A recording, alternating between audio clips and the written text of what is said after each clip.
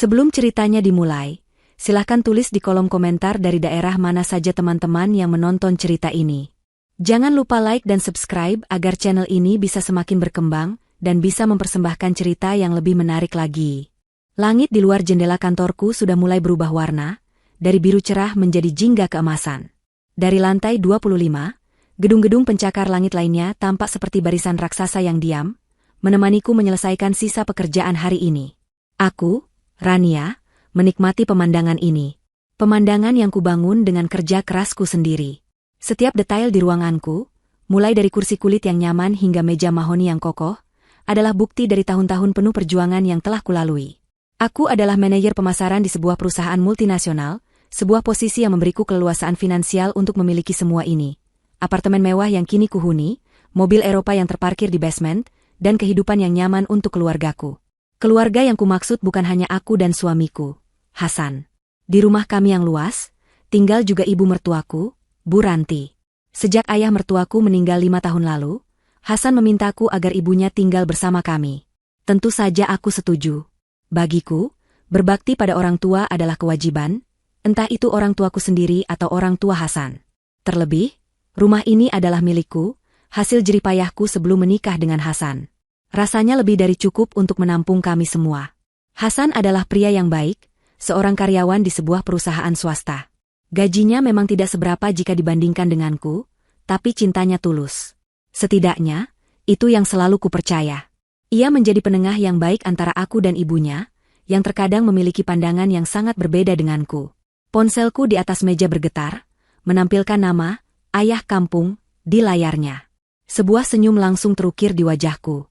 Nama kontak itu sengaja kubuat agar aku selalu ingat dari mana aku berasal. Dari sebuah desa kecil yang damai, tempat ayah dan ibuku memilih untuk tinggal, merawat sawah warisan dan beberapa ekor sapi yang menjadi sumber kebahagiaan mereka. Aku segera mengangkat telepon itu, menempelkannya ke telinga. Assalamualaikum, Enduk, sapa suara ayah di seberang sana. Suaranya terdengar sedikit bergetar, mungkin karena sinyal yang kurang bagus, atau mungkin karena kerinduan yang ditahannya. Waalaikumsalam, ayah. Bagaimana kabarnya? Ayah dan ibu sehat? Tanyaku, nadaku berubah menjadi lebih lembut. Logat medoku yang biasanya tersembunyi di balik profesionalitas kerja, kini muncul kembali tanpa kusadari. Alhamdulillah, sehat, Enduk. Kamu sendiri bagaimana? Kerjaan lancar? Suamimu, Hasan, sehat juga? Alhamdulillah, sehat semua, yah. Rania juga baik-baik saja, pekerjaan juga lancar, jawabku. Aku bisa mendengar suara gemerisik daun dan kokok ayam dari kejauhan, suara yang selalu berhasil membawaku kembali ke teras rumah kayu kami di desa. Ada apa, yah? Tumben telepon sore-sore. Ayah terdiam sejenak. Aku menunggu dengan sabar. Biasanya, ayahku adalah orang yang lugas, tapi kali ini ia terdengar ragu. Begini, Enduk. Ini, ibumu. Ayah berdeham. Sudah lama sekali ibumu ingin menengokmu di kota. Katanya kangen sekali, ingin lihat rumahmu, ingin lihat kamu sekarang bagaimana. Kemarin hasil panen juga lumayan, jadi ada sedikit pegangan. Jantungku berdebar kencang. Ini adalah kabar yang kutunggu selama bertahun-tahun. Sejak aku pindah ke kota, orang tuaku belum pernah sekalipun datang berkunjung. Setiap kali aku pulang kampung saat lebaran, aku selalu membujuk mereka, tapi jawabannya selalu sama. Kami lebih nyaman di sini, Enduk. Sawah dan sapi-sapi ini butuh kami, kata mereka. Aku mengerti, tapi dalam hati kecilku, aku sangat ingin mereka melihat hasil kerja kerasku. Aku ingin mereka merasakan empuknya sofa di rumahku, dinginnya AC, dan nikmatnya makanan yang bisa kubeli untuk mereka. Ayah serius? Ibu mau ke sini? Tanyaku, memastikan. Suaraku terdengar lebih antusias dari yang kuduga. Iya, Enduk. Kalau kamu tidak repot, kalau kamu izinkan, kami akan naik bus besok lusa. Hanya beberapa hari saja, sekadar melepas rindu. Repot? Tentu saja tidak. Yah, Rania senang sekali. Senang sekali, seruku, tanpa sadar aku berdiri dari kursiku. Beberapa staf yang masih berada di luar ruanganku menoleh sekilas. Aku tidak peduli. Ayah tidak perlu khawatir soal ongkos. Nanti Rania transfer. Ayah dan ibu tinggal berangkat saja. Rania tunggu di sini, ya? Perbincangan kami berlanjut sebentar, diisi dengan tawa dan rencanaku yang meluap-luap. Aku akan mengajak mereka ke mall, ke restoran enak, ke tempat-tempat yang belum pernah mereka lihat. Setelah telepon ditutup, aku duduk kembali dengan perasaan bahagia yang membuncah. Aku tidak sabar untuk segera pulang dan membagikan kabar ini. Sesampainya di rumah, aku melihat Hasan sedang menonton televisi di ruang keluarga, sementara Bu Ranti duduk di sofa sebelahnya sambil membolak-balik majalah fashion. Aroma terapi yang mahal menguar di seluruh ruangan, aroma yang dipilih sendiri oleh ibu mertuaku. "Assalamualaikum," sapaku sambil meletakkan tas tanganku di meja. "Waalaikumsalam," jawab Hasan dan Bu Ranti hampir bersamaan. Hasan langsung menghampiriku, mengambil alih tas kerjaku. "Bagaimana kerjanya, sayang?" tanya Hasan lembut. "Lancar, Mas. Aku punya kabar gembira," kataku sambil tersenyum lebar. Aku menatap Hasan dan Bu Ranti bergantian, ingin melihat reaksi mereka. Tadi ayah telepon. Ayah dan ibu mau datang dari kampung. Mereka akan menginap di sini beberapa hari. Wajah Hasan langsung cerah. "Oh ya? Wah, bagus dong. Sudah lama sekali aku tidak bertemu bapak dan ibu," katanya tulus. Aku tahu Hasan memang menghormati kedua orang tuaku. Kemudian, pandanganku beralih ke Bu Ranti. Ibu mertuaku itu meletakkan majalahnya di atas meja kaca. Ia tersenyum, tapi senyum itu terasa aneh. Tipis, dan tidak sampai ke matanya yang menatapku dengan tajam. Ada jeda beberapa detik sebelum ia angkat bicara, jeda yang terasa sangat panjang. "Oh, baguslah," katanya dengan nada yang sangat datar, kontras dengan antusiasku yang meluap-luap. "Semoga mereka betah di sini." Aku masih tersenyum, mencoba menangkap nada kebahagiaan dalam suaranya, tapi tidak kutemukan. Bu Ranti melanjutkan, tangannya meraih cangkir teh porselen di atas meja. "Rumah kita kan pakai AC, nanti mereka masuk angin. Orang kampung kan tidak terbiasa dingin." Ucapannya seperti embusan angin dingin di tengah kehangatan hatiku. Kata-katanya, jika dipikir-pikir, bisa diartikan sebagai bentuk perhatian. Tentu saja, orang tua yang terbiasa dengan udara pedesaan yang alami mungkin akan kaget dengan udara dingin dari pendingin ruangan. Tapi nada bicaranya, tatapan matanya yang meremehkan, dan senyum tipis yang tak kunjung hilang dari bibirnya, semua itu mengirimkan sinyal yang berbeda. Sinyal yang membuat bulu kuduku meremang. Aku merasa seolah-olah kedatangan orang tuaku bukanlah kabar gembira, melainkan sebuah gangguan yang akan merusak tatanan nyaman di rumah ini. Aku menepis perasaan itu jauh-jauh.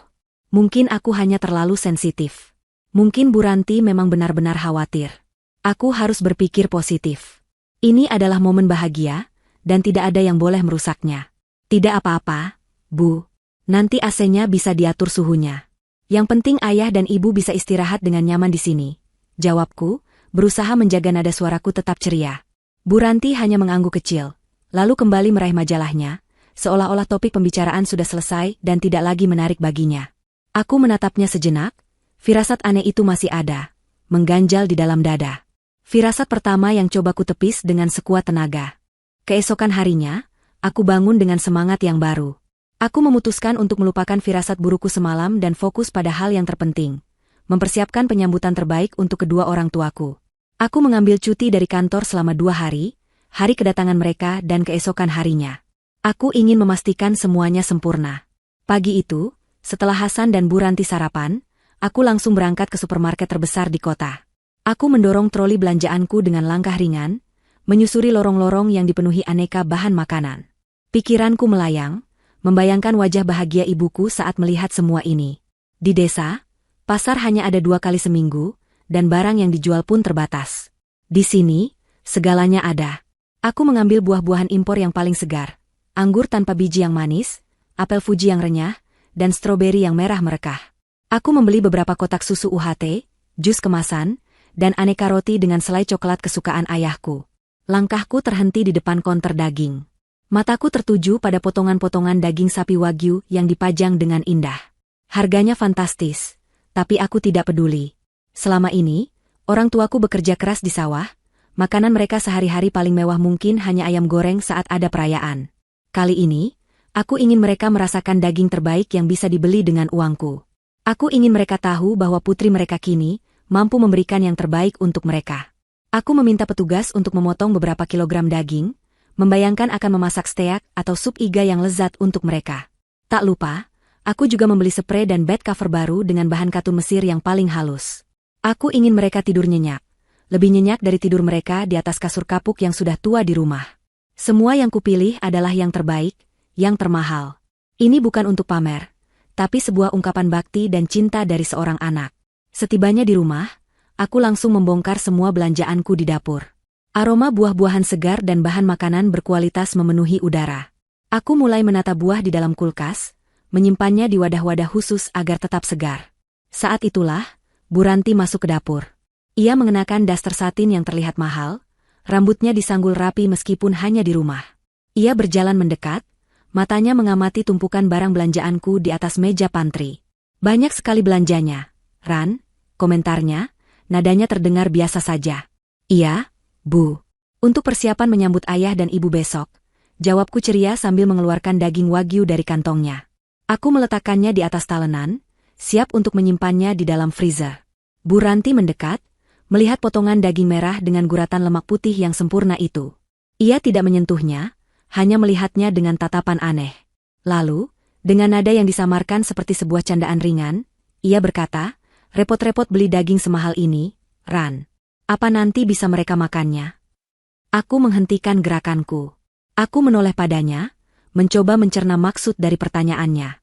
Maksud ibu? Ia tertawa kecil, tawa yang terdengar kering dan dipaksakan. Bukan begitu. Maksud ibu, orang kampung kalidahnya terbiasa sama ikan asin dan sambal. Sederhana saja. Nanti perut mereka kaget makan yang enak-enak dan berlemak begini, malah sakit perut. Kan kasihan, jauh-jauh ke sini malah jadi sakit. Darahku seakan berhenti mengalir sesaat. Kata-kata itu, meskipun dibungkus dengan kepedulian palsu, terasa seperti tamparan. Orang kampung. Lidahnya terbiasa sama ikan asin. Seolah-olah orang tuaku adalah makhluk dari spesies berbeda yang tidak pantas menikmati makanan enak. Seolah-olah kemiskinan dan kesederhanaan mereka adalah sebuah identitas permanen yang membuat mereka tidak layak merasakan kemewahan. Aku berusaha mengendalikan diriku. Aku menarik napas dalam-dalam dan memaksakan seulas senyum. Tidak apa-apa, Bu. Anggap saja hadiah. Rania hanya ingin ayah dan ibu senang. Sekali-sekali mencoba makanan enak, kan tidak masalah. Oh, ya sudah kalau begitu. Ibu kan cuma mengingatkan, kasihan nanti kalau mereka tidak cocok. Balasnya, masih dengan senyum miring yang sama. Ia kemudian membalikan badan dan berjalan keluar dari dapur, meninggalkan aku yang termangu sendirian. Aku menatap potongan daging mahal di hadapanku. Tiba-tiba, daging itu kehilangan semua pesonanya. Keinginan untuk memasak hidangan istimewa mendadak luntur, digantikan oleh rasa sakit hati yang tajam. Keraguan yang kemarin coba ku tepis, kini kembali dengan kekuatan yang lebih besar. Ini bukan sekadar candaan. Ini adalah penghinaan yang halus. Siang itu, aku mulai membersihkan dan menata kamar tamu yang akan ditempati orang tuaku. Aku memasang sprei baru yang kubeli, merapikan lemari, dan meletakkan handuk bersih di atas tempat tidur. Saat sedang menyemprotkan pengharum ruangan beraroma lavender, Bu Ranti muncul di ambang pintu. Sudah rapi kamarnya? Tanyanya sambil melipat tangan di dada. Matanya berkeliling, menilai setiap sudut ruangan. Sudah, Bu. Semoga ayah dan ibu suka, jawabku. Ia berjalan masuk, menyentuh permukaan sprei dengan ujung jarinya. Bahannya bagus, tapi warnanya putih sekali. Nanti kotor loh, Ran. Orang dari kampung kan tidak terbiasa dengan yang putih-putih dan bersih begini. Nanti kamu juga yang repot mencucinya. Lagi-lagi, kalimat itu. Orang dari kampung. Sebuah label yang sepertinya sangat suka ia sematkan pada orang tuaku. Setiap kalimatnya seperti jarum kecil yang menusuk hatiku. Aku merasa lelah untuk terus-menerus berpura-pura bahwa semua ini hanyalah kesalahpahaman. Aku mulai sadar, ibu mertuaku memang memandang rendah keluargaku. Tidak apa-apa, Bu. Nanti ada mesin cuci. Jawabku singkat, nada bicaraku mulai terdengar dingin. Bu Ranti sepertinya merasakan perubahan dalam suaraku. Ia menatapku sejenak, lalu mengangkat bahu. Ya, terserah kamu saja. Kamu kan yang punya rumah. Ia menekankan kata, punya rumah, seolah ingin mengingatkanku pada posisiku. Sekaligus menyindir bahwa meskipun ia hanya menumpang, pendapatnya tetap harus didengar. Setelah ia pergi, aku duduk di tepi tempat tidur. Kamar yang sudah kutata dengan penuh cinta ini mendadak terasa dingin dan asing. Semua persiapan yang kulakukan dengan hati gembira kini terasa sia-sia. Kebahagiaanku seolah dirampas sedikit demi sedikit. Aku menatap keluar jendela, bertanya-tanya dalam hati. Apakah keputusanku untuk meminta mereka datang kemari adalah sebuah kesalahan? Apakah aku akan membawa mereka dari surga mereka yang sederhana di desa, ke dalam neraka tersembunyi di rumahku yang megah ini? Pertanyaan itu menggantung di udara, berat dan tanpa jawaban. Malam itu aku tidak bisa tidur nyenyak. Bayangan tatapan merendahkan Bu Ranti dan kata-katanya yang tajam terus berputar di kepalaku. Namun, ketika fajar menyingsing, aku memaksa diriku untuk bangkit. Aku tidak akan membiarkan awan kelabu merusak hari yang cerah ini. Hari ini adalah hari di mana aku akan memeluk ayah dan ibuku lagi. Energi positif itu yang kupegang erat-erat. Aku menyiapkan sarapan lebih pagi, memasak nasi goreng spesial dengan udang dan sayuran, makanan yang kutahu disukai Hasan. Aku berharap, dengan memulai hari dengan baik, suasana di rumah akan ikut membaik. Bu Ranti turun untuk sarapan dengan wajah seperti biasa, dingin dan berwibawa. Ia hanya mengambil selembar roti gandum dan mengolesinya dengan selai alpukat impor. Ia makan dalam diam, matanya sesekali melirik arahku yang sedang sibuk menata meja, seolah sedang mengawasi pekerjaan seorang pelayan. Hasan, seperti biasa, berusaha mencairkan suasana. Wah, semangat sekali istriku pagi ini. Pasti karena tidak sabar bertemu bapak dan ibu, ya? Godanya sambil tersenyum. Aku membalas senyumnya. Tentu saja, Mas. Sudah bertahun-tahun aku menunggu momen ini. Nanti biar ibu yang menemani mereka di rumah selagi kamu kerja. Kamu tenang saja, ujar Bu Ranti tiba-tiba. Ucapannya terdengar seperti sebuah jaminan, tapi entah kenapa aku malah merasa semakin cemas mendengarnya. Aku hanya mengangguk dan mengucapkan terima kasih. Bus dari desa dijadwalkan tiba di terminal jam 10 pagi. Sejak jam 9, aku sudah gelisah. Aku sudah berpakaian rapi, siap untuk menjemput mereka. Aku sengaja memilih untuk menyetir sendiri mobil sedan mewahku. Aku ingin ayah dan ibuku merasakan kenyamanan mobil ini, sebagai simbol kecil dari semua kerja kerasku. Pukul 9:30, aku berangkat menuju terminal. Perjalanan terasa begitu lambat, setiap lampu merah terasa seperti 1 jam. Akhirnya aku tiba di terminal. Suasananya riuh rendah, penuh dengan hiruk-pikuk khas tempat umum. Aku memarkir mobil dan berjalan masuk. Mataku awas mencari sosok yang paling kurindukan di antara kerumunan orang. Dan di sana, di dekat sebuah warung kecil, aku melihat mereka. Ayah, dengan kemeja batik lawasnya yang warnanya sudah sedikit pudar, dan ibu, dengan balutan kerudung sederhana dan kebaya bunganya. Mereka terlihat sedikit bingung dan lelah, berdiri di samping 2 tas kain yang juga sudah usang. Di tangan ayah, ada sebuah kantong kresek besar berwarna hitam, yang kutahu pasti berisi oleh-oleh hasil bumi. Aku tidak bisa menahan diri. Aku berlari kecil menghampiri mereka. Ayah, ibu, panggilku. Keduanya menoleh serempak. Wajah lelah mereka seketika berubah menjadi senyum yang paling indah di dunia. Ibu membentangkan tangannya, dan aku langsung menghambur ke dalam pelukannya. Aroma tubuh ibuku, campuran wangi minyak kelapa dan keringat tulus, adalah aroma surga bagiku. Aku memeluknya erat, menumpahkan segala kerinduan yang selama ini kupendam. Air mataku jatuh tanpa bisa kutahan. Enduk, anakku, bisik ibu sambil mengelus punggungku. Kamu sehat, Enduk? Aku melepaskan pelukanku dan beralih memeluk ayah. Ayahku bukan orang yang pandai berkata-kata. Ia hanya menepuk-nepuk punggungku dengan tangannya yang kasar dan kapalan, sebuah gestur yang menyimpan ribuan makna kasih sayang. Rania sehat, yah, Bu. Ayo, kita pulang. Pasti capek sekali di jalan, kataku sambil mengambil alih tas mereka. Ayah bersikeras ingin membawa kantong kresek hitam itu sendiri. Perjalanan pulang terasa sangat berbeda. Mobil yang biasanya senyap kini dipenuhi oleh celoteh ibuku. Ia mengomentari semua yang dilihatnya dengan takjub. Gedung-gedung tinggi, jalan layang yang rumit, dan mobil-mobil yang tak terhitung jumlahnya. Ayah lebih banyak diam, tapi matanya yang menatap keluar jendela memancarkan kekaguman yang sama. Saat mobil memasuki gerbang komplek perumahanku yang mewah, mereka berdua terdiam. Ini rumahmu, Enduk? Tanya ayah dengan suara pelan, hampir tidak percaya. Iya, yah. Ini rumah kita sekarang, jawabku sambil tersenyum. Di depan pintu utama, Hasan dan Bu Ranti sudah menunggu. Hasan menyambut ayah dan ibuku dengan hangat, mencium tangan mereka dengan takzim.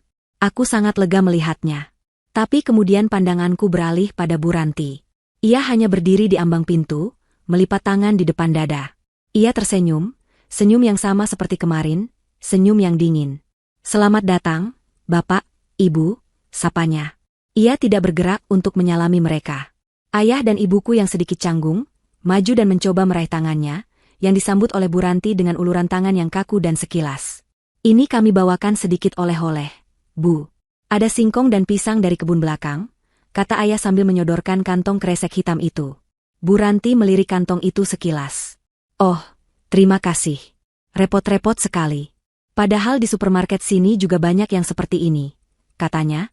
Jantungku seperti diremas. Aku melihat wajah ayah yang sedikit berubah, senyumnya sedikit memudar. Aku segera mengambil alih kantong itu. Wah, pisang dari kebun ayah kan yang paling manis. Nanti kita buat pisang goreng. Ya, Bu, kataku, mencoba menyelamatkan situasi.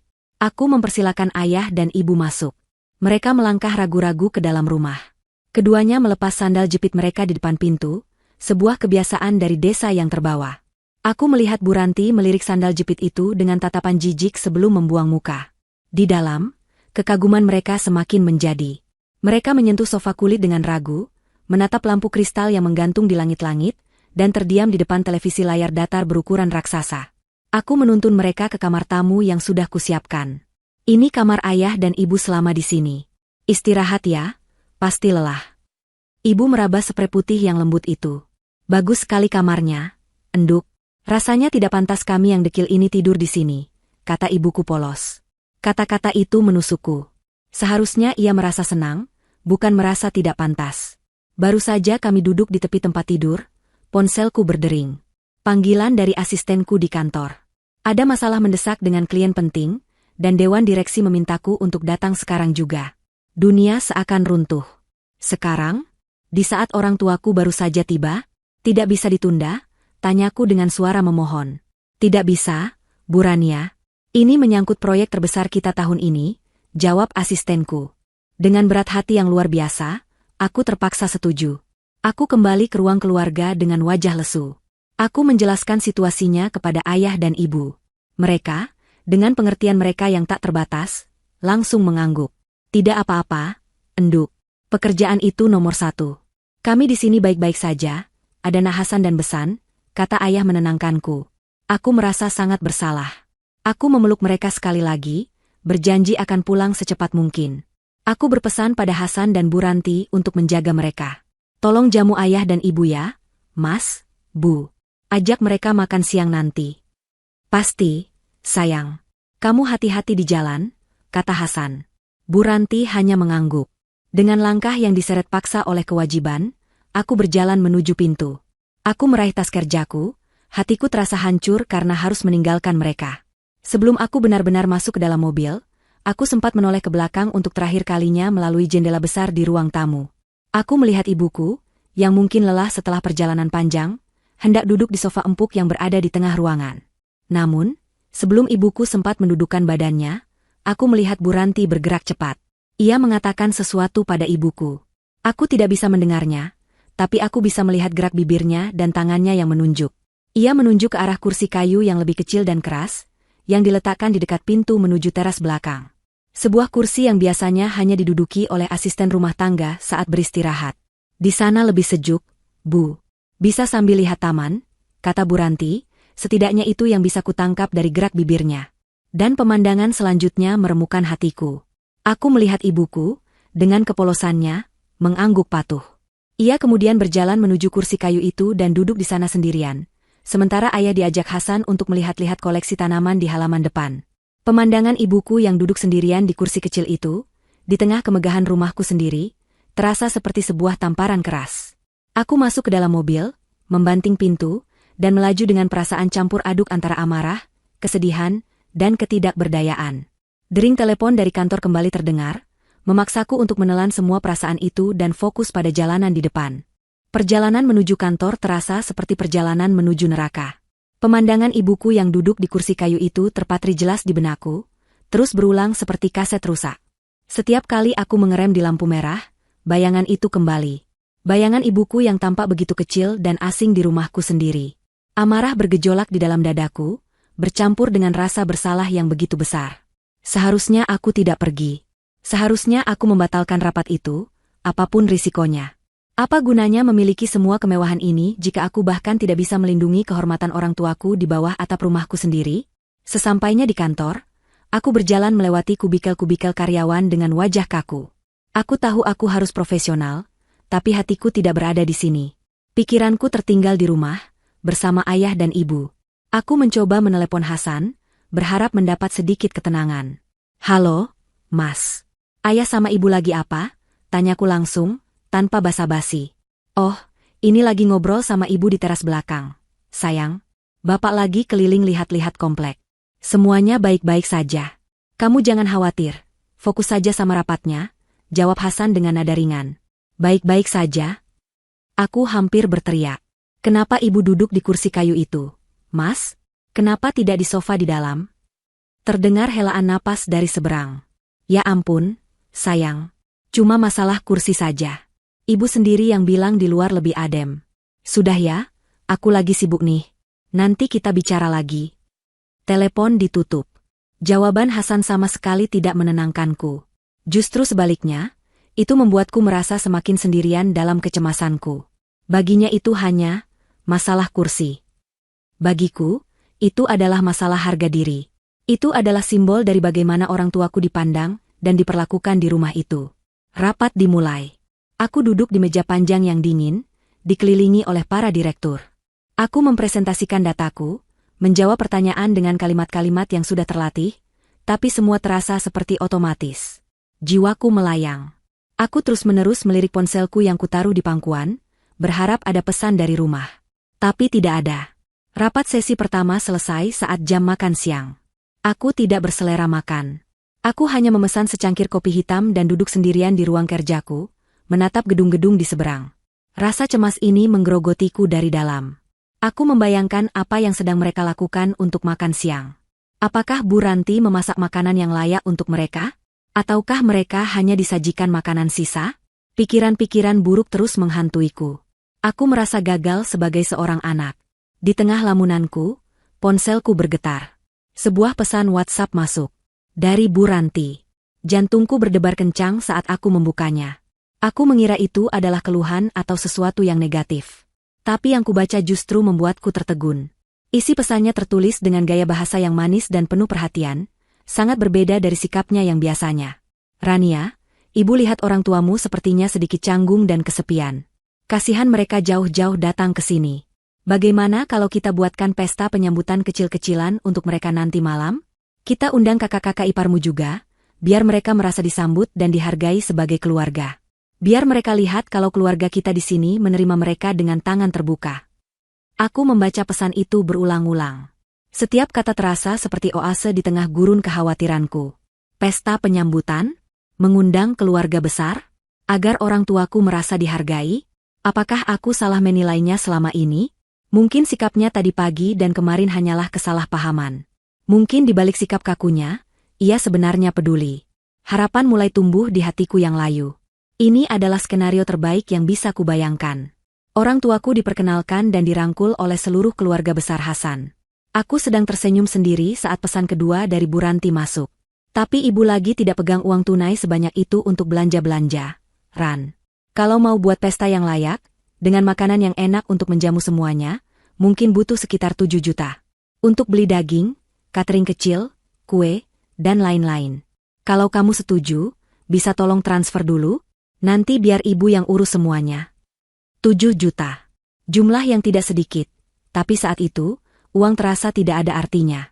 Jika dengan 7 juta rupiah aku bisa membeli kebahagiaan dan penerimaan untuk orang tuaku, aku akan membayarnya tanpa berpikir 2 kali. Semua kecurigaan dan rasa sakit hatiku menguap seketika. Aku merasa bersalah telah berpikiran buruk tentang ibu mertuaku. Ternyata ia memikirkan hal yang sama denganku, yaitu membahagiakan orang tuaku. Dengan jari-jari yang gemetar karena perasaan haru dan gembira, aku langsung membalas pesannya. "Tentu saja, Bu. Ide yang bagus sekali. Terima kasih banyak, Bu. Rania senang sekali ibu punya inisiatif ini. Rania transfer sekarang juga." Aku segera membuka aplikasi mobile banking di ponselku. Tanpa ragu sedikitpun, aku mengetikkan nominal 7 juta rupiah. Aku menatap layar konfirmasi sejenak.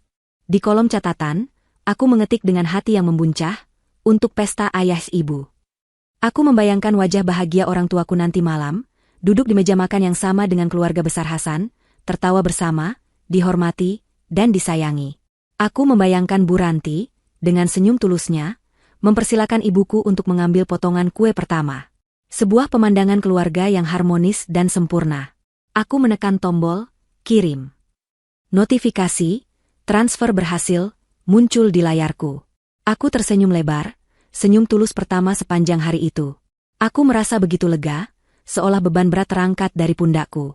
Aku tidak tahu bahwa dengan transfer itu, aku tidak sedang membeli kebahagiaan. Aku baru saja membayar lunas tiket untuk pertunjukan sandiwara paling kejam dan menyakitkan yang akan dipentaskan di rumahku sendiri, dengan orang tuaku sebagai korban utamanya. Setelah mentransfer uang itu, sisa hariku di kantor terasa jauh lebih ringan. Beban berat yang sejak pagi menghimpit dadaku seolah terangkat. Aku tidak lagi merasa cemas, tidak lagi merasa bersalah. Aku sudah melakukan bagianku, bahkan lebih. Sekarang, ibu mertuaku yang akan mengambil alih, dan aku percaya ia akan melakukannya dengan baik. Kepercayaan baru ini terasa begitu membebaskan. Aku berhasil menyelesaikan semua pekerjaanku dengan fokus yang tajam, seolah-olah energi positif dari bayangan pesta di rumah memberiku kekuatan ekstra. Aku bahkan sempat bertukar beberapa pesan singkat dengan Bu Ranti. "Bagaimana persiapannya, Bu?" tanyaku. Balasannya datang beberapa menit kemudian, "Semua beres. Kamu jangan pulang cepat-cepat, ya? Biar jadi kejutan buat semua." Aku tersenyum membaca pesannya. Tentu saja, aku mengartikan kalimat itu sebagai sebuah permintaan agar aku tidak merusak momen kejutan yang sedang ia siapkan. Ia ingin semuanya sempurna saat aku tiba.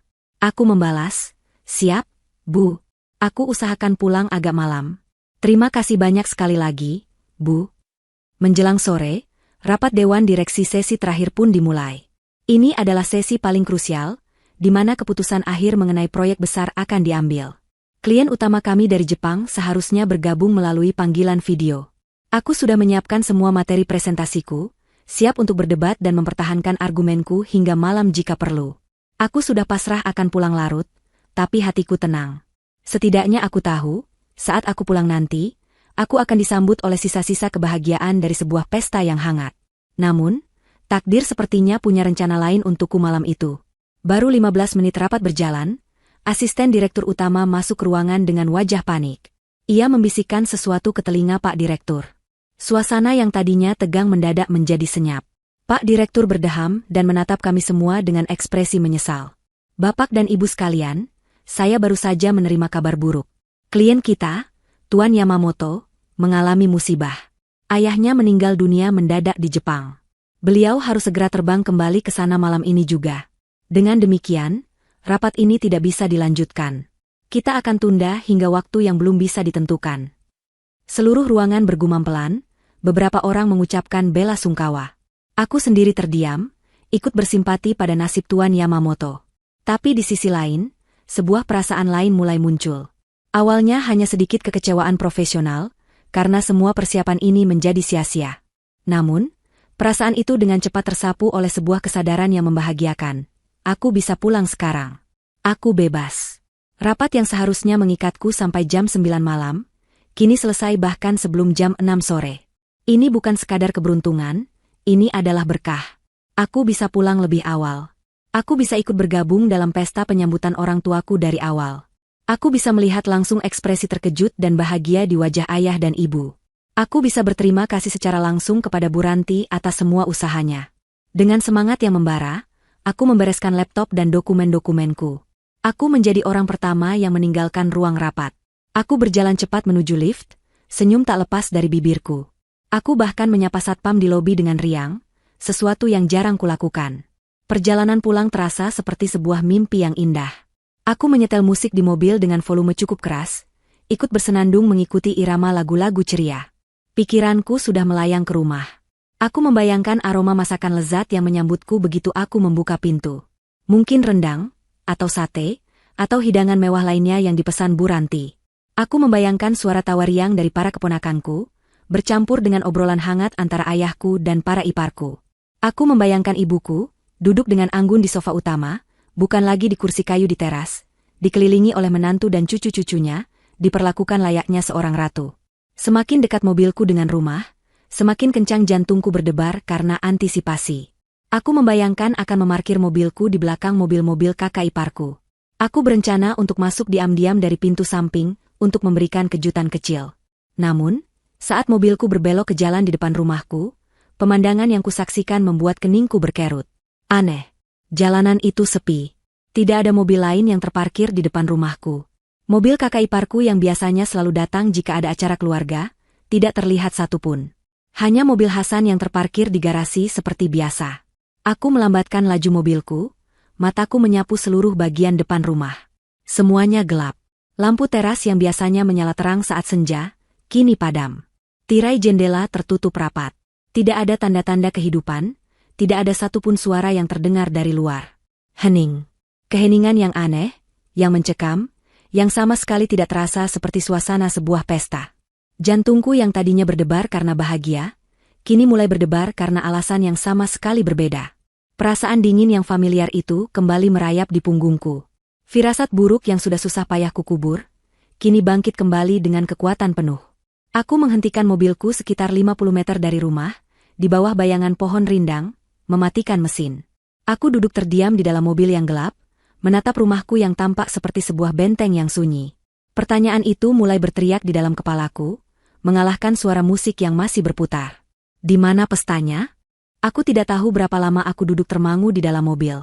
Mungkin 5 menit, mungkin 15. Waktu seolah berhenti. Keheningan di depan rumahku terasa begitu memekakan telinga. Setiap skenario terburuk mulai berkelebat di kepalaku. Apakah terjadi sesuatu? Apakah ada yang sakit? Tapi jika begitu, mengapa Bu Ranti tidak mengabariku? Aku tidak bisa diam saja. Aku harus tahu apa yang terjadi. Aku membuka pintu mobil sepelan mungkin, berusaha tidak menimbulkan suara. Aku melepas sepatu hak tinggiku, menentengnya di tangan. Bertelanjang kaki, aku berjalan di atas aspal yang dingin, menyusuri sisi jalan yang gelap menuju rumahku sendiri. Aku merasa seperti seorang pencuri, yang mengendap-endap di wilayahnya sendiri. Setiap langkah terasa berat, seolah kakiku diikat oleh rantai kecemasan. Semakin dekat, aku semakin yakin bahwa tidak ada pesta di sini. Tidak ada suara, tidak ada cahaya, tidak ada apa-apa. Aku berhenti di depan gerbang yang sedikit terbuka. Aku bisa saja langsung masuk. Tapi sesuatu menahanku. Sebuah insting menyuruhku untuk tidak menampakkan diri dulu. Aku memutuskan untuk berjalan menyusuri pagar samping, menuju bagian belakang rumah. Di sana ada sebuah taman kecil dan teras samping yang terhubung dengan dapur. Dan di sanalah aku melihatnya. Pemandangan pertama yang mengoyak hatiku menjadi serpihan-serpihan kecil. Di bawah cahaya remang dari lampu taman yang kecil, aku melihat ayah dan ibuku. Mereka duduk berdua di bangku kayu yang keras. Bangku yang sama tempat ibuku duduk tadi pagi. Di depan mereka, di atas sebuah meja plastik kecil yang biasanya digunakan untuk meletakkan pot, ada 2 piring seng. Isinya hanya nasi putih dan sisa sayur bening, dengan beberapa potong oyong yang tampak layu. Sayur yang sama persis dengan yang kulihat di panci tadi pagi sebelum aku berangkat kerja. Mereka makan dalam diam, kepala mereka sedikit menunduk. Ayah makan dengan lambat, sementara ibu sesekali berhenti untuk menyeka sudut matanya. Mereka terlihat sangat lelah. Sangat kecil, dan sangat sendirian di halaman belakang rumahku yang luas. Napasku tercekat di tenggorokan. Udara terasa begitu berat untuk dihirup. Jadi ini makan malam mereka? Nasi dengan sayur sisa? Kemarahan yang dingin dan tajam mulai menjalar di pembuluh darahku. Tapi sebelum aku sempat berbuat apa-apa, sebelum amarahku meledak, aku mendengar sesuatu. Suara tawa. Suara itu datang dari dalam rumah. Suara tawa yang riang, yang terbahak-bahak. Suara yang ku kenal baik. Suara ibu mertuaku, suara kakak-kakak iparku, suara suami mereka. Suara itu terasa seperti belati yang menusuk telingaku. Dengan langkah yang gemetar, aku beringsut dari tempatku berdiri. Aku bergerak tanpa suara di atas rumput yang lembab, menuju jendela besar ruang makan. Gordennya yang tebal tidak tertutup sempurna, menyisakan celah sekitar 10 cm. Dengan jantung yang berdebar begitu kencang hingga terasa sakit, aku menempelkan mataku ke celah itu. Dan duniaku runtuh saat itu juga. Di dalam, ruang makan itu terang benderang oleh cahaya lampu kristal. Meja makanku yang terbuat dari kayu jati solid, yang biasanya hanya dipakai untuk acara-acara khusus, kini penuh sesak dengan hidangan yang luar biasa mewah. Ada tumpukan steak yang masih mengeluarkan asap, udang bakar berukuran besar yang berwarna oranye kemerahan, beberapa mangkuk besar berisi salad, dan kue tar coklat yang tampak sangat lezat. Di sekeliling meja itu, duduklah mereka semua. Bu Ranti, di kursi utama, tampak seperti seorang ratu. Di sampingnya ada kedua kakak perempuan Hasan beserta suami dan anak-anak mereka. Mereka semua tertawa, bersulang dengan gelas-gelas berisi sirup berwarna merah, dan makan dengan lahap. Itu adalah sebuah pesta. Pesta yang sangat meriah. Pesta yang dibiayai dengan uang 7 juta rupiah dariku. Pesta penyambutan. Tapi orang yang seharusnya disambut, justru diasingkan di halaman belakang, memakan sisa makanan seperti pengemis. Aku berdiri mematung, membeku oleh pemandangan itu. Rasanya seperti sedang menonton film horor, di mana aku adalah penonton sekaligus korban. Lalu, aku memaksa diriku untuk mendekatkan telinga ke kaca jendela yang dingin, ingin mendengar apa yang mereka bicarakan, apa yang mereka tertawakan. Lihat tuh besan mama, makan sayur sisa aja udah lahap banget, kata kakak iparku yang tertua, disusul tawa kecil yang lain. Dikasih steak nanti bingung cara motongnya, bisa-bisa pisaunya dipakai buat nyisir rambut. Tawa mereka semakin keras. Suami iparku menimpali, untung gak disuruh masuk ya, Ma. Bisa-bisa bau tanahnya nempel di sofa baru kita yang harganya ratusan juta itu. Setiap kata adalah sayatan. Setiap tawa adalah garam yang ditaburkan di atas luka. Aku menggigit bibirku begitu keras, hingga aku bisa merasakan rasa anyir darah, hanya untuk menahan diri agar tidak berteriak. Tapi kalimat terakhir, kalimat yang keluar dari mulut ibu mertuaku sendiri, adalah kalimat yang menghancurkan sisa-sisa hatiku. Bu Ranti meletakkan garpu dan pisaunya, menyeka bibirnya dengan serbet kain. Ia menatap semua anaknya dengan senyum penuh kemenangan. Sudah, jangan berisik, nanti mereka dengar, katanya dengan suara yang dibuat-buat pelan, namun cukup keras untuk kudengar. Biarkan saja di luar, bau sawah mereka nanti bikin ruangan ini pengap. Lagi pula, berkat Rania yang bodoh itu, kita bisa pesta enak malam ini. Dia transfer 7 juta tanpa banyak tanya. Untuk orang tuanya, cukup dikasih sisa sayur basi juga sudah lebih dari cukup. Tawa mereka meledak setelah itu, lebih keras dari sebelumnya. Kata-kata itu menggema di telingaku. Rania yang bodoh. Rania yang bodoh. Rania yang bodoh. Untuk orang tuanya, cukup dikasih sisa sayur basi. Cukup. Saat itulah, sesuatu dalam diriku patah. Semua cinta, semua rasa hormat, semua usaha untuk memahami dan berbakti pada keluarga suamiku, semuanya hancur lebur menjadi debu. Yang tersisa hanyalah amarah yang dingin, membara, dan menuntut pembalasan. Aku mundur perlahan dari jendela, tubuhku gemetar hebat bukan karena takut, tapi karena murka yang tak tertahankan. Mereka belum tahu bahwa singa betina yang selama ini mereka manfaatkan, sudah terbangun dari tidurnya. Dan aku akan berjalan masuk ke dalam rumah itu, bukan lagi sebagai menantu yang penurut, tapi sebagai pemilik istana yang akan mengusir semua iblis yang berpesta di dalamnya. Aku berdiri di kegelapan taman, tubuhku bergetar hebat. Tapi itu bukan getaran ketakutan atau kesedihan. Itu adalah getaran dari sebuah energi purba yang meledak dari inti jiwaku. Amarah. Amarah yang begitu murni, begitu dingin, hingga rasanya membekukan darah di pembuluhku. Setiap tawa dari dalam ruang makan itu, setiap kata hinaan yang kudengar, telah membakar habis sosok Rania yang penurut, yang sabar, yang selalu berusaha memahami. Yang tersisa kini adalah pemilik rumah ini. Seorang anak yang orang tuanya telah diinjak-injak harga dirinya. Aku menarik napas dalam-dalam, menenangkan getaran di tanganku. Aku berjalan kembali ke depan rumah dengan langkah yang mantap dan terukur. Aku tidak lagi bertelanjang kaki. Aku duduk sejenak di bangku teras depan yang dingin, memakai kembali sepatu hak tinggiku. Bunyi, klik, saat hak sepatu itu menempel di kakiku terasa seperti seorang prajurit yang mengenakan kembali baju zirahnya. Aku siap berperang. Aku tidak mendobrak pintu.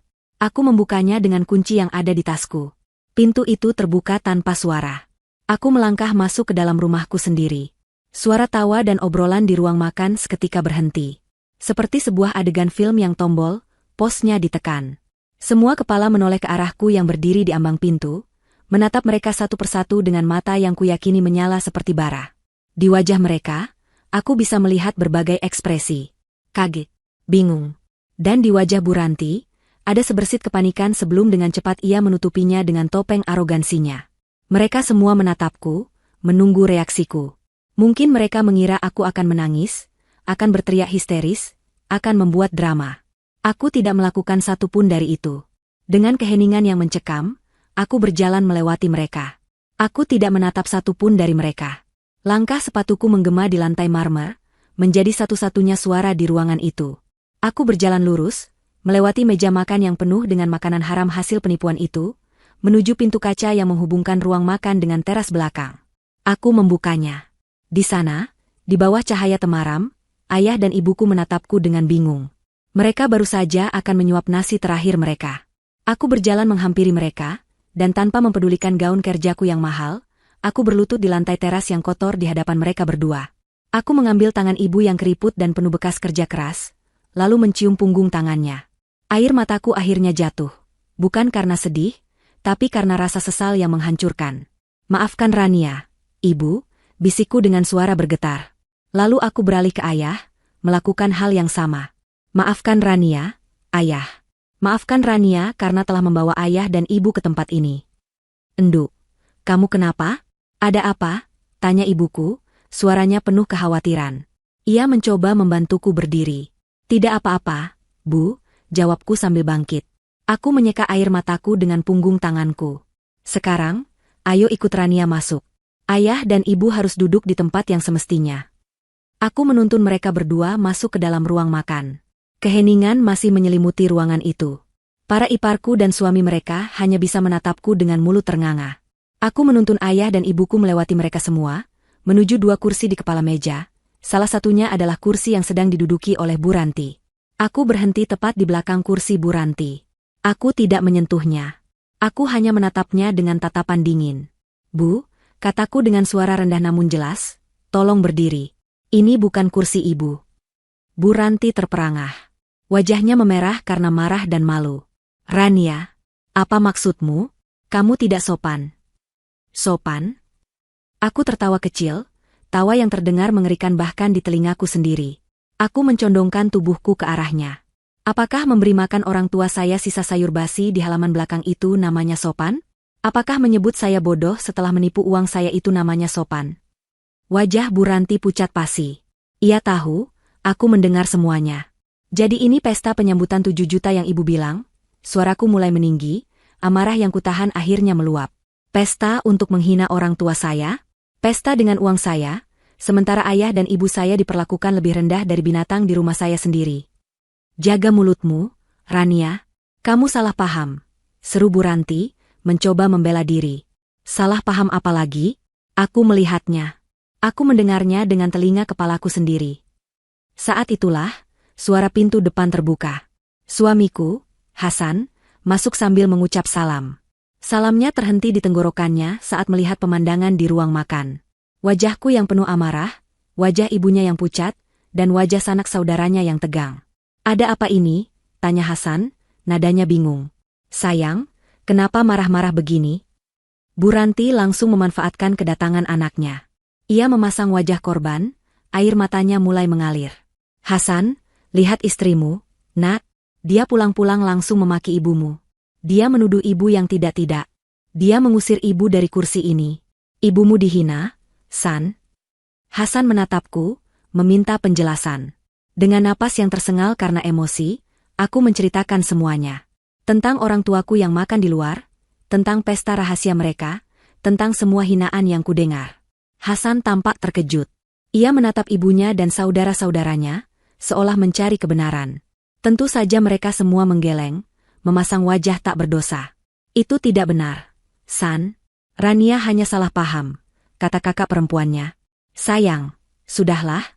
Hasan mencoba menenangkanku, meraih lenganku. Aku menepisnya dengan kasar. Mungkin ibu mungkin ada alasan lain. Jangan dibesar-besarkan. Alasan lain? Alasan apa, Mas? Alasan apa yang bisa membenarkan perlakuan mereka terhadap orang tuaku? Tuntutku, mataku menatapnya tajam. Aku memberinya kesempatan untuk berpihak pada kebenaran. Hasan tampak bimbang. Ia terjepit di antara aku dan keluarganya. Bu Ranti terus menangis. Sebuah taktik yang selalu berhasil meluluhkan hati putranya. Di bawah tatapan tajam ibunya dan desakan saudara-saudaranya, Hasan akhirnya membuat pilihan yang akan menghancurkan segalanya. Ia menghela napas panjang, lalu menatapku dengan ekspresi lelah. Ya sudahlah, Rania. Mereka kan memang orang kampung. Harusnya kamu mengerti posisi ibu. Tidak usah dibesar-besarkan. Kalimat sederhana itu menghantamku lebih keras dari tamparan manapun. Itu bukan lagi pembelaan terhadap ibunya. Itu adalah pembenaran. Ia setuju dengan mereka. Ia setuju bahwa orang tuaku, karena berasal dari kampung, pantas diperlakukan seperti itu. Di mataku, pria yang berdiri di hadapanku bukan lagi Hasan, suamiku. Ia adalah orang asing. Semua cinta dan hormat yang pernah kumiliki untuknya hancur berkeping-keping dalam sekejap. Di tengah ruang makan yang riuh, hatiku menjadi sunyi senyap. Aku menatapnya, dan untuk pertama kalinya, aku tidak melihat apa-apa selain kekosongan. Keheningan yang terjadi setelah kalimat Hasan terasa lebih berat dari keributan manapun.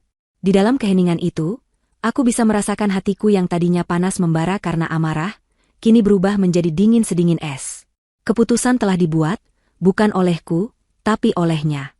Dan aku hanya perlu mengeksekusi konsekuensinya. Wajahku yang tadinya dipenuhi emosi kini menjadi tenang. Sangat tenang. Ketenangan yang membuat Bu Ranti berhenti menangis dan menatapku dengan waspada. Aku tidak lagi menatap Hasan. Bagiku, ia sudah tidak ada di sana. Pandanganku beralih ke Bu Ranti, lalu menyapu seluruh ipar dan kerabatnya yang masih duduk di meja makan. Aku berbicara, dan suaraku keluar dengan nada yang datar, tanpa emosi, namun penuh dengan kuasa yang tak terbantahkan. Rumah ini, kataku memulai, setiap kata kuucapkan dengan penekanan yang jelas. Setiap ubin marmer yang kalian injak, setiap dinding yang kalian sandari, setiap lampu kristal yang cahayanya kalian nikmati, adalah milik saya. Aku berhenti sejenak, membiarkan kata-kataku meresap. Saya membelinya dengan uang dari hasil kerja keras saya, jauh sebelum saya mengenal anak ibu. Aku menatap lurus ke mata Bu Ranti. Dan malam ini, saya tidak sudi rumah saya dikotori oleh kehadiran orang-orang yang tidak punya hati nurani. Aku menarik napas. Keluar. Sekarang juga. Mereka terperangah. Hasan adalah yang pertama bereaksi. Rania, apa yang kamu katakan? Kamu mengusir ibuku? Kamu sudah gila. Aku tidak gila, Hasan, jawabku tanpa menoleh padanya. Aku baru saja sadar. Sadar dengan siapa aku selama ini tinggal. Ini juga rumahku. Aku ini suamimu, teriaknya, wajahnya memerah. Akhirnya, aku menoleh padanya. Aku menatapnya lekat-lekat, tatapan yang membuat nyalinya ciut. Statusmu sebagai suamiku memberimu hak untuk tidur di ranjangku, Hasan. Bukan hak untuk membawa keluargamu untuk menghina orang tuaku di istanaku. Dan malam ini, kamu harus memilih. Aku memberinya ultimatum. Pilih mereka, ibumu dan keluargamu yang jelas-jelas telah menghina darah dagingku. Atau pilih untuk tetap di sini sebagai suamiku, dengan syarat meminta maaf pada orang tuaku, dan tidak pernah membela kesalahan keluargamu lagi. Bu Ranti kembali beraksi. Hasan, kamu lihat? Dia menyuruhmu memilih. Tentu saja kamu pilih ibumu, nak, ibu yang melahirkan dan membesarkanmu. Masa kamu lebih memilih perempuan ini? Di bawah tekanan ibunya, dan mungkin karena egonya sendiri yang terluka, Hasan menegakkan dadanya. Ia berjalan dan berdiri di samping ibunya, sebuah deklarasi tanpa kata. Aku tidak akan pernah meninggalkan ibuku, apapun yang terjadi. Bagus, bisikku. Keputusan yang sangat bagus. Tanpa berkata apa-apa lagi, aku mengeluarkan ponselku dari dalam tas. Di depan mereka semua, yang menatapku dengan campuran antara tidak percaya dan cemas, aku melakukan 3 panggilan telepon. Panggilan pertama adalah ke manajer relationship bank pribadiku.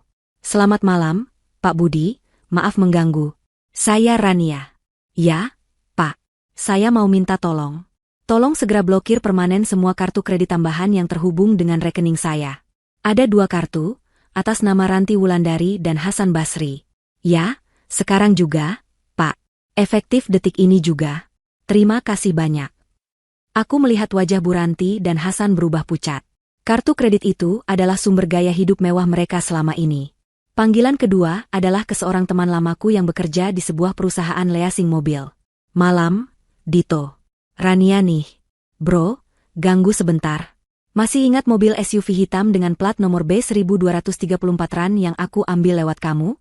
Ya, betul. Saat ini dipakai sama kakak iparku. Tolong ya, besok pagi sekali, kirim orangmu untuk tarik unitnya. Semua dokumen kepemilikan dan bukti pelunasan ada padaku. Anggap saja biayanya dariku. Oke, thanks, bro. Aku melirik kakak iparku yang paling sombong. Mulutnya ternganga, wajahnya memancarkan kengerian saat menyadari mobil yang selalu ia pamerkan akan hilang darinya besok. Panggilan ketiga, dan yang terakhir, adalah ke nomor pos keamanan komplek perumahan. Selamat malam, Pak Dadang. Saya Ibu Rania dari Blok C nomor 5. Mohon maaf sekali mengganggu malam-malam. Bisa tolong kirimkan 2 petugas keamanan ke rumah saya sekarang? Ada beberapa tamu yang tidak diundang, dan saya butuh bantuan untuk meminta mereka meninggalkan properti saya dengan tenang. Terima kasih. Setelah panggilan ketiga kututup, suasana menjadi benar-benar chaos. Bu Ranti mulai menjerit-jerit histeris, menuduhku menantu durhaka. Para iparku mulai mengumpat, menyebutku sombong dan kejam. Tapi aku tidak peduli. Aku hanya berdiri diam, menunggu. 2 orang satpam datang beberapa menit kemudian. Mereka tampak canggung, tapi setelah aku menjelaskan situasinya dengan tenang sebagai pemilik sah rumah, mereka mengerti tugas mereka. Dengan sopan namun tegas, mereka meminta keluarga Hasan untuk segera meninggalkan rumah. Prosesi pengusiran itu adalah sebuah pemandangan yang menyedihkan sekaligus memuaskan. Mereka yang tadinya berpesta dengan angkuh, kini terpaksa mengemasi barang-barang mereka dengan terburu-buru dan malu. Bu Ranti masih mencoba berteriak-teriak, tapi tidak ada lagi yang mendengarkannya. Hasan hanya berdiri mematung, wajahnya kosong, seolah baru menyadari skala penuh dari bencana yang menimpanya. Ia hanya mengambil dompet dan kunci mobilnya, mobil yang juga kubelikan untuknya, yang mungkin akan menjadi targetku selanjutnya. Satu persatu mereka keluar dari pintu, dilewati oleh tatapan dingin dariku dan tatapan kasihan dari kedua orang tuaku. Akhirnya, hanya tersisa Hasan. Ia menatapku untuk terakhir kalinya, matanya menyiratkan permohonan. Tapi ia tidak menemukan apa-apa di mataku. Ia berbalik, dan berjalan keluar. Aku menutup pintu di belakangnya. Bunyi, klik, dari kunci yang kuputar terdengar begitu keras di rumah yang kini sunyi. Suara itu menandakan sebuah akhir. Akhir dari pernikahanku. Akhir dari kesabaranku. Aku berbalik.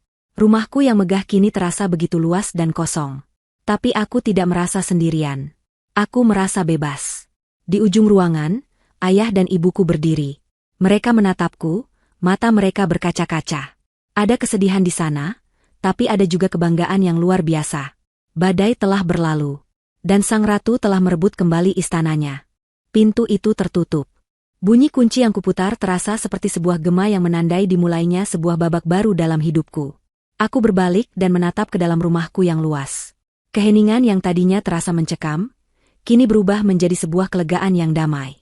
Aroma masakan mewah yang memenuhi meja makan masih tercium, namun kini terasa seperti bau busuk dari sebuah pengkhianatan. Tanpa berkata-kata, aku berjalan ke dapur, mengambil kantong sampah hitam yang paling besar, dan kembali ke ruang makan. Satu persatu, semua makanan yang ada di atas meja itu kusapu masuk ke dalam kantong sampah. Steak wagyu yang mahal, udang bakar yang menggoda, kue tart yang indah, semuanya. Aku tidak peduli dengan harganya. Makanan itu dibeli dengan niat buruk dan dinikmati dengan caci maki terhadap orang tuaku. Makanan itu haram bagiku. Ayah dan ibuku hanya berdiri menatapku, tidak mencoba menghentikanku. Mereka sepertinya mengerti bahwa yang kulakukan ini bukan sekadar membuang makanan, tapi sebuah ritual untuk membersihkan rumah dan hatiku dari semua kekotoran yang baru saja terjadi. Setelah meja itu bersih total, hanya menyisakan piring dan gelas kotor, aku menoleh pada kedua orang tuaku. Mereka menatapku dengan tatapan yang sulit kuartikan. Ada kesedihan, ada keterkejutan, tapi yang paling dominan adalah sorot kebanggaan yang begitu dalam. Enduk, ayah akhirnya angkat bicara, suaranya serak. Tidak seharusnya jadi begini, kami malah membuat rumah tanggamu berantakan. Aku menggeleng kuat, berjalan menghampiri mereka. Aku meraih kedua tangan mereka yang terasa dingin. Bukan ayah dan ibu yang salah. Jangan pernah berpikir begitu. Rumah tangga yang dibangun di atas pondasi kepalsuan dan penghinaan memang sudah seharusnya runtuh. Justru Rania yang berterima kasih, karena kedatangan ayah dan ibu telah membuka mata Rania. Ibuku mulai terisak pelan.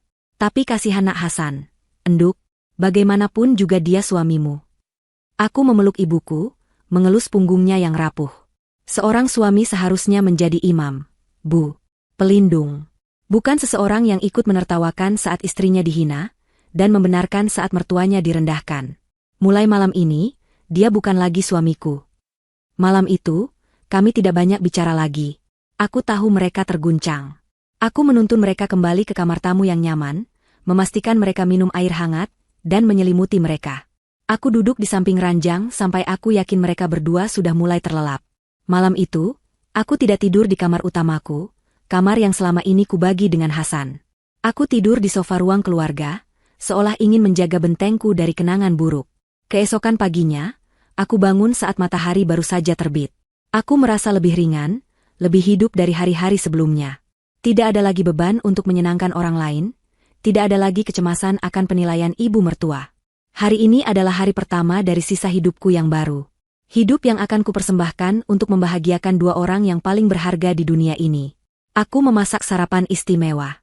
Bubur ayam komplit dengan suiran ayam kampung, cakwe, telur pindang, dan taburan bawang goreng yang melimpah. Aroma harumnya membangunkan ayah dan ibu. Saat mereka keluar dari kamar, meja makan sudah tertata rapi. Wajah mereka tampak lebih segar, meskipun sorot kesedihan masih tersisa di mata mereka. "Sarapan dulu, Yah, Bu. Setelah ini, kita akan pergi jalan-jalan," kataku dengan ceria, seolah tidak ada apa-apa yang terjadi semalam. Setelah sarapan, aku mengajak mereka pergi. Bukan ke taman atau tempat wisata biasa. Aku membawa mereka ke pusat perbelanjaan paling mewah di ibu kota. Tempat yang lantainya berkilauan seperti cermin, yang udaranya dingin dan wangi, yang etalasenya memajang barang-barang dengan harga yang mungkin setara dengan hasil panen sawah mereka selama setahun. Ayah dan ibuku tampak canggung. Mereka berjalan di belakangku, menatap sekeliling dengan ragu-ragu. Orang-orang di sekitar kami memandang kami dengan aneh. Aku, dengan setelan kerja mahalku, berjalan di depan dua orang tua dengan penampilan sangat sederhana. Aku tidak peduli. Aku justru semakin menggandeng tangan mereka dengan erat, menunjukkan pada dunia bahwa mereka adalah hartaku. Tujuan pertamaku adalah sebuah butik ternama. Aku meminta pramuniaga untuk mencarikan gaun terbaik untuk ibuku. Awalnya ibuku menolak. "Jangan, Endu. Baju ibu masih banyak yang bagus. Ini mahal sekali," bisiknya. Aku tersenyum. "Bu, selama ini ibu selalu memakai baju yang itu-itu saja. Uang hasil panen selalu ibu gunakan untuk kebutuhan ayah, atau untuk dikirimkan padaku dulu waktu aku masih kuliah. Hari ini, biarkan Rania yang memilihkan baju untuk ibu." Setelah mencoba beberapa gaun, pilihanku jatuh pada sebuah gamis panjang berwarna biru zamrud, terbuat dari bahan sutra yang jatuh dengan anggun. Saat ibuku keluar dari kamar pas mengenakannya, aku terkesima. Ibuku, yang kulitnya telah terbakar matahari dan tangannya kasar karena bekerja, tampak begitu anggun dan berwibawa. Wajah tuanya memancarkan kecantikan yang tulus. Aku kemudian membawa ayah ke toko pakaian pria. Aku memilihkan beberapa kemeja batik tulis yang halus dan sehelai celana bahan yang nyaman. Ayah hanya diam, mengikuti semua mauku, tapi aku bisa melihat binar kebahagiaan di matanya yang biasanya teduh. Setelah itu, aku membawa mereka ke sebuah toko perhiasan. Ini adalah puncak dari rencanaku. Saat kami masuk, mata ibuku terpaku pada kilauan berlian dan emas di dalam etalase kaca. "Kita mau apa di sini, Enduk?" tanyanya bingung. Aku tidak menjawab. Aku meminta pelayan toko untuk mengeluarkan sebuah kalung. Kalung emas putih sederhana dengan sebuah liontin berlian kecil yang berkilau cemerlang. "Saya mau yang ini," kataku. Pelayan itu menatap ibuku sekilas, lalu kembali menatapku, seolah memastikan. Aku mengangguk tegas. Saat kalung itu diletakkan di atas nampan beludru hitam, ibuku menggelengkan kepalanya dengan kuat. Air matanya mulai menggenang. "Jangan, Enduk, jangan. Ibu ini siapa sampai harus pakai barang semahal ini? Ibu ini cuma orang kampung, tidak pantas." Kata-kata itu, tidak pantas. Kata-kata yang sama yang digunakan oleh keluarga Hasan untuk menghinanya, kini keluar dari mulutnya sendiri. Hatiku terasa sakit mendengarnya. Aku berlutut di hadapannya, di tengah toko perhiasan yang mewah itu, menggenggam tangannya. "Bu," kataku lembut. "Di mata dunia, mungkin ibu hanya orang kampung. Tapi di mata Rania, ibu adalah seorang ratu. Ratu yang membesarkanku dengan cinta tanpa syarat. Ratu yang rela lapar asal anaknya kenyang. Ratu yang doanya menembus langit hingga Rania bisa jadi seperti sekarang. Dan setiap ratu berhak memiliki mahkotanya sendiri." Aku mengambil kalung itu dari nampan dan memakaikannya di leher ibuku yang jenjang. Berlian kecil itu berkilau indah di kulitnya. Air mata ibuku tumpah ruah. Ia menangis bukan karena sedih, tapi karena terharu.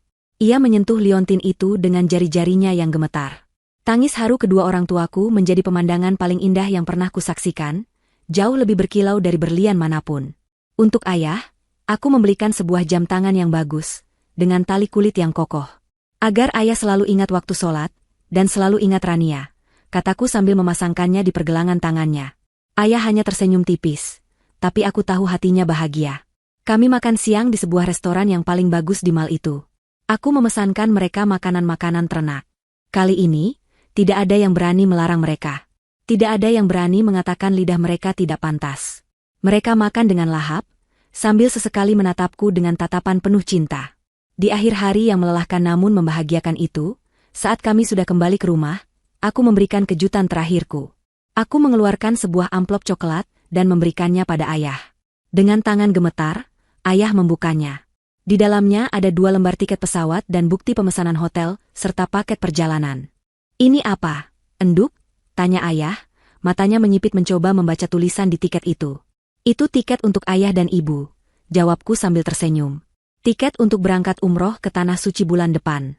Berdoalah sepuasnya di sana. Minta apa saja pada Tuhan. Ini bakti Rania untuk menebus semua rasa sakit hati ayah dan ibu kemarin. Keheningan melanda. Ayah menatap tiket itu, lalu menatapku, lalu kembali menatap tiket itu. Ibuku menutup mulutnya dengan kedua tangan, tubuhnya bergetar karena isak tangis yang tak tertahankan. Pergi ke Tanah Suci adalah impian terbesar mereka.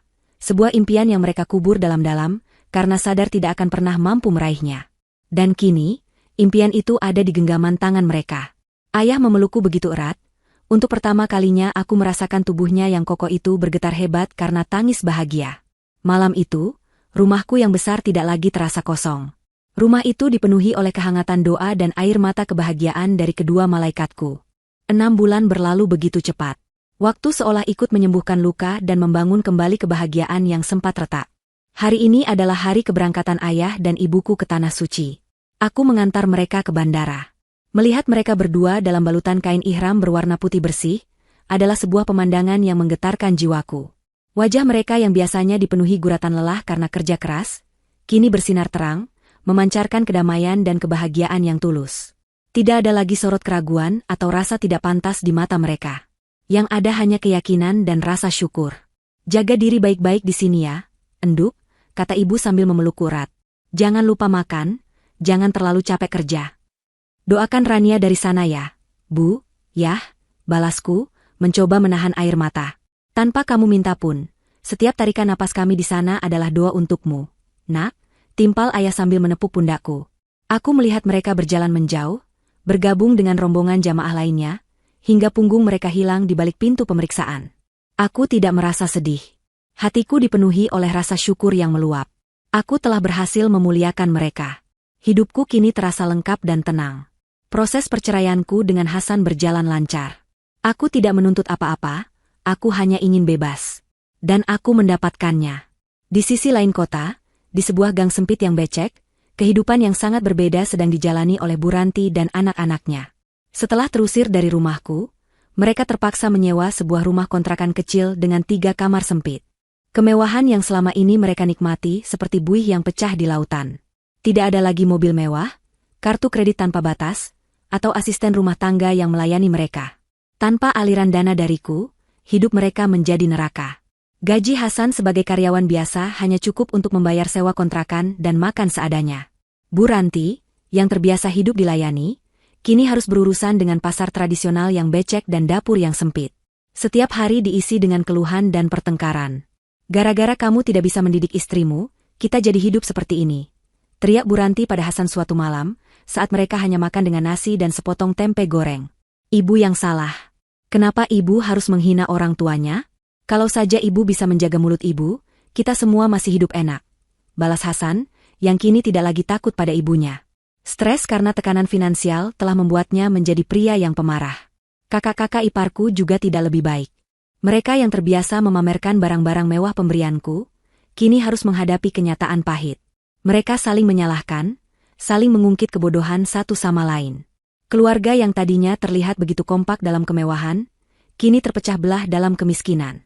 Mereka menuai badai yang telah mereka tanam sendiri. Hasan adalah yang paling menderita. Ia kehilangan segalanya dalam satu malam. Istri yang mencintainya, rumah yang nyaman, dan kehidupan yang mapan. Ia kini terhimpit di antara tuntutan ibu dan saudara-saudaranya yang tidak pernah puas, dan penyesalan yang menggerogoti jiwanya setiap hari. Ia berkali-kali mencoba menghubungiku. Ratusan pesan WhatsApp ia kirimkan, berisi permohonan maaf, penyesalan, dan janji-janji untuk berubah. Puluhan kali ia menelepon, tapi tak satu pun yang kujawab. Bagiku, dia sudah menjadi bagian dari masa lalu yang tidak ingin kuingat lagi. Suatu sore, sekitar seminggu setelah orang tuaku berangkat, Hasan memberanikan diri datang ke rumahku. Ia berdiri di luar gerbang yang menjulang tinggi, tampak begitu kurus dan kuyu. Ia memohon pada satpam untuk bisa bertemu denganku. Saat itu, aku sedang duduk santai di taman belakang. Aku baru saja selesai melakukan panggilan video dengan ayah dan ibuku. Mereka menunjukkan padaku pemandangan Ka'bah yang megah dari layar ponsel mereka. Wajah mereka yang tersenyum bahagia di depan Baitullah adalah pemandangan terindah di dunia. Hatiku dipenuhi kedamaian. Satpam menghubungiku melalui interkom. "Maaf, Bu Rania. Di depan ada Bapak Hasan, ingin bertemu." Aku terdiam sejenak. Aku berjalan ke depan, melihat dari balik tirai jendela. Aku melihatnya di sana, berdiri di bawah terik matahari, dengan wajah penuh harap. Tidak ada lagi amarah di hatiku. Yang ada hanya rasa kasihan, dan kemudian, ketidakpedulian.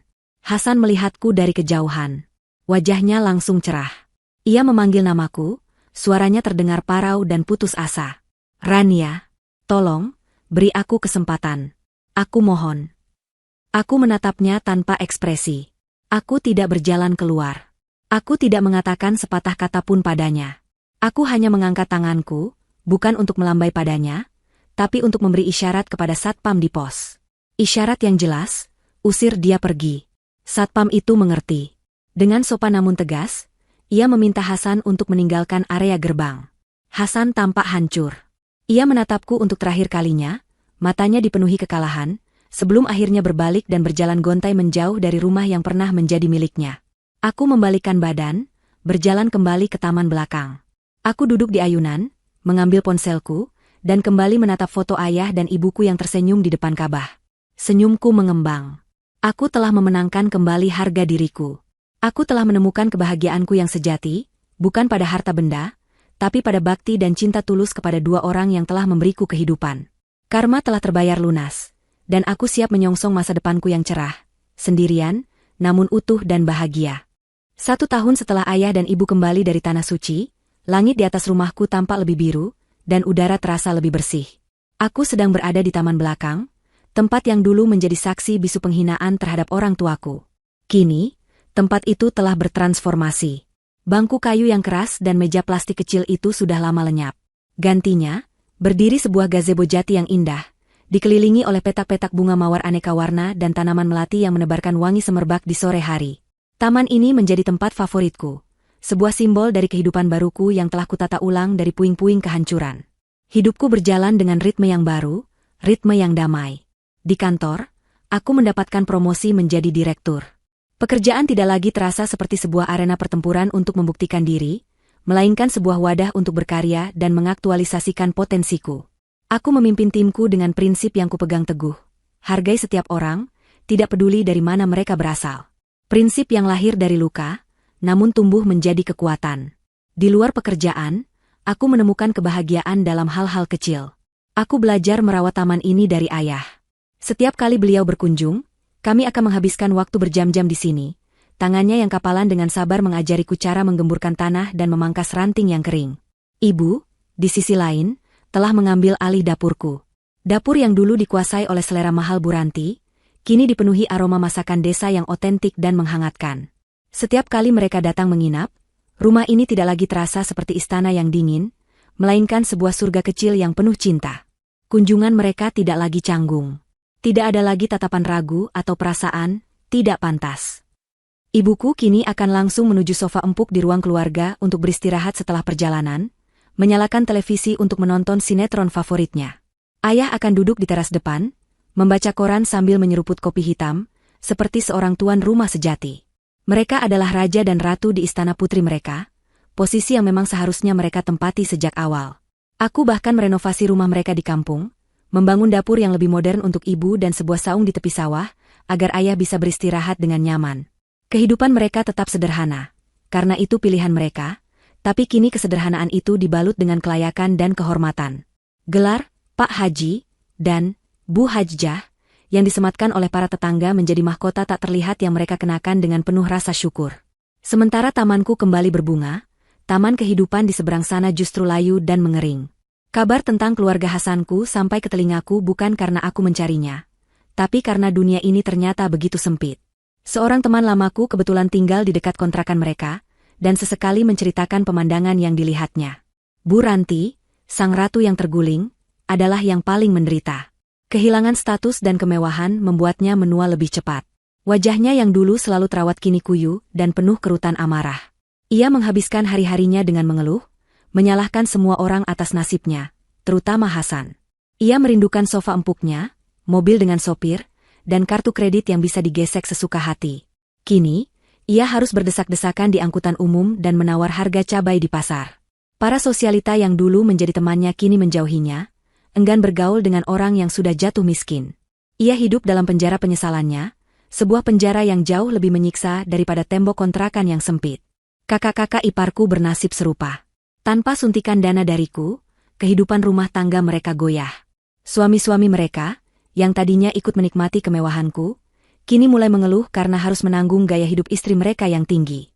Pertengkaran karena masalah uang menjadi menu sehari-hari. Mereka yang dulu begitu kompak saat menghina orang tuaku, kini saling menyalahkan di grup WhatsApp keluarga mereka yang isinya hanya racun dan kepahitan. Mereka kehilangan teman, kehilangan muka, dan yang paling penting, kehilangan harga diri. Dan Hasan, dia adalah pusat dari semua penderitaan itu. Dia terperangkap di tengah-tengah. Setiap hari ia berangkat kerja dengan wajah lelah, dan pulang untuk disambut oleh rentetan keluhan dan tuntutan dari ibu serta saudara-saudaranya. Gajinya yang pas-pasan ludes bahkan sebelum pertengahan bulan, terkuras untuk menopang keluarga yang telah menjadi parasit baginya. Ia menanggung beban dari kesalahan yang ia pilih sendiri. Penyesalan adalah teman tidurnya setiap malam. Temanku bercerita, seringkali ia melihat Hasan duduk sendirian di teras kontrakannya yang sempit hingga larut malam, hanya menatap kosong ke jalanan yang gelap, seolah mencari sesuatu yang tidak akan pernah bisa ia temukan lagi. Aku tidak pernah lagi berkomunikasi dengannya. Semua pesan dan panggilannya telah kublokir sejak lama. Bagiku, dia adalah bab yang sudah selesai kubaca dan kututup rapat-rapat. Namun, takdir mempertemukan kami kembali, untuk terakhir kalinya, dalam sebuah adegan tanpa dialog. Suatu siang, aku sedang ada janji makan siang dengan klien penting di sebuah restoran hotel bintang 5. Aku baru saja turun dari mobilku, berjalan anggun dengan setelan blazer terbaruku, saat mataku tanpa sengaja menangkap sosok yang familiar di seberang jalan. Sosok itu adalah Hasan. Dia sedang berdiri di halte bus, berdesakan dengan orang lain di bawah terik matahari. Penampilannya sangat berbeda dari Hasan yang kukenal. Kemejanya tampak kusam, rambutnya sedikit berantakan, dan di pundaknya tersampir sebuah tas ransel tua yang menggembung. Ia terlihat 10 tahun lebih tua, lelah, dan kalah. Pria yang dulu berdiri gagah di sampingku saat resepsi pernikahan, kini tampak seperti bayangan dari dirinya sendiri. Entah bagaimana, di tengah keramaian itu, matanya menemukan mataku. Waktu seolah berhenti selama beberapa detik. Aku bisa melihat segalanya di matanya. Keterkejutan, kerinduan, dan lautan penyesalan yang begitu dalam hingga nyaris menenggelamkannya. Ia seolah ingin mengatakan 1000 kata maaf hanya dengan tatapannya. Dan apa yang ia lihat di mataku? Aku yakin ia tidak melihat kebencian. Tidak ada lagi amarah. Yang ia lihat hanyalah ketenangan. Ketenangan seorang asing yang menatap orang lain yang tidak ia kenal. Aku hanya menatapnya sekilas, tanpa ekspresi, lalu aku memberikan sebuah senyuman kecil yang sopan, bukan untuknya, tapi untuk klienku yang baru saja keluar dari lobi hotel dan menyapaku. Aku membalikkan badan, menyambut klienku dengan jabat tangan yang hangat, dan berjalan masuk ke dalam lobi hotel yang sejuk dan mewah. Aku tidak menoleh ke belakang lagi. Aku tidak perlu tahu apakah dia masih menatapku, atau apakah busnya sudah datang. Itu bukan lagi urusanku. Pertemuan singkat tanpa kata itu adalah penutup yang sempurna. Itu adalah bukti nyata bahwa aku telah benar-benar melangkah maju, sementara ia tetap terperangkap di masa lalu yang ia ciptakan sendiri. Malamnya, aku duduk di gazebo tamanku, menatap bulan purnama sambil menikmati secangkir teh melati hangat. Aku membuka galeri ponselku dan menatap kembali foto ayah dan ibuku di Mekah. Senyum mereka begitu tulus, begitu damai. Aku tersenyum. Aku sadar, kebahagiaan sejati bukanlah tentang memiliki segalanya. Kebahagiaan adalah tentang kemampuan untuk melindungi dan memuliakan apa yang paling berharga.